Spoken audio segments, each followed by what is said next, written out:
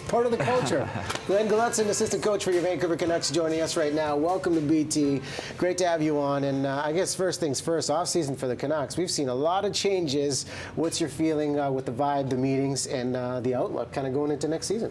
Well, everybody's really excited. I mean, we had some major changes, especially at the draft. And from a fan standpoint, our coach's standpoint, we've got some younger guys in Spiza, and we traded for a young Lyndon Vey and Benino, all kind of 23, 24-year-old guys. So a little bit of shift in the room, a little younger, and probably give these guys a little bigger role. You've been behind the bench for a while. The thing that fascinates me about the realm of coaching is the ability to build trust with your players. From your time being an assistant, with Tortorella last season, and now going forward with Willie.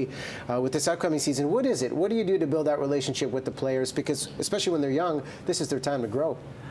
Well, we have a really good group, and with our young guys, I think the biggest thing is you got to keep the lines of communication open, and you have to, when you approach these players at such a high level, you have to have something to offer, and you have to portray to them that, hey, this isn't for me, this is for you, and I'm here to help you and facilitate your game and get you better. And all these elite athletes, they really want to get better. So you start with that balance of or base of trust, and then you push them a little bit to become better. And these guys want to become better, and sometimes it's just millimeters that they need to get to, but you get the trust, and then you work with them, and you push them to be better, and that's how you build those relationships and those bonds. With bonds and relationships, you've got a special one with Willie Desjardins, the new head coach of the Vancouver Canucks, given the fact that you were his head coach for a year over in Dallas.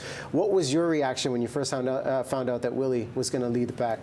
Well, I was extremely happy. I was mentioning to you before, I mean, he's won everywhere he's been, the Western Hockey League, the American Hockey League, and for a guy like that who's won and has been a career coach for so long, to not have a chance in the NHL, that would scare me, right? So he deserved it, he earned a chance, and I was really excited for him. He's a great human being, great family, and he's a real smart hockey guy. And he's rounding out his coaching staff as well. Doug Lister, a new addition as assistant coach, former Vancouver Canuck, mind you. Nice to see that we're bringing familiar faces back in. What's the dynamic with all three of you when you have these meetings and you're starting to plan for what's going to happen come September? Yeah, we sit down and we talk about our game, and we've watched video here, just some on our team and how we're going to put things together. And Willie and I have the luxury, and Doug, obviously, we've all worked a little bit together, so we have a lot of the same views, and so it was an easy pickup to kind of, I knew what direction Willie was going to try to take this thing, and we'll get together on the 17th of August from our coaches in the American League too, and then we'll kind of plan out the whole season of how we want to approach things. And it's a real different era for the younger players. They just going through camp the last couple of weeks. A lot of interaction on Twitter. They're reaching out to the community. It's our chance to find out about the new players. What do you encourage them with the communication aspect and really connecting with the community they're going to play for?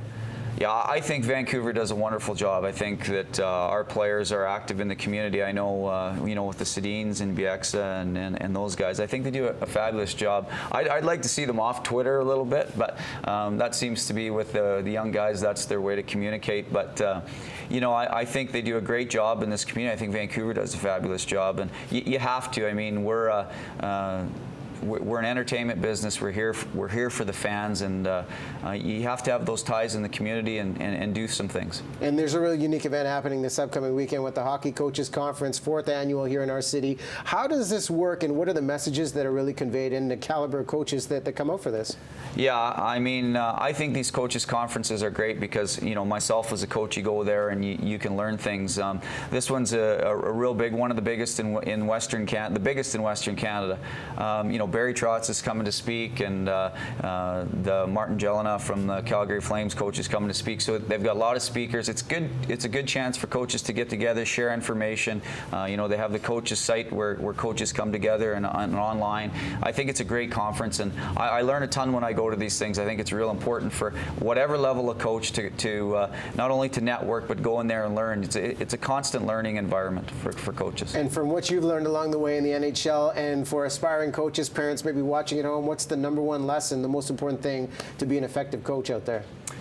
To be an effective coach, I think you have to be a good communicator, and you have to know when to back off and when to just let the kids go. I think sometimes as a coach, we don't want to misconstrue instruction for development. Sometimes these kids just need a little direction, and then let them go and figure it out themselves. You brought your little guy Landon here today. He's outside looking over, very proud. You ever coach him?